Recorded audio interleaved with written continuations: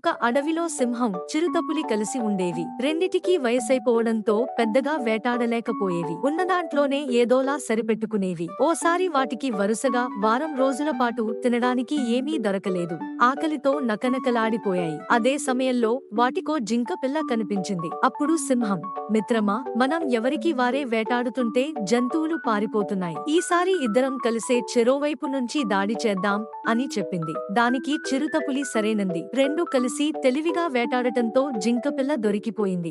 దాంతో వాటి సంతోషానికి అవధుల్లేవు. అయితే సింహం మాత్రం, కలిసి వేటాడాలన్న ఆలోచన మొదట వచ్చింది నాకు.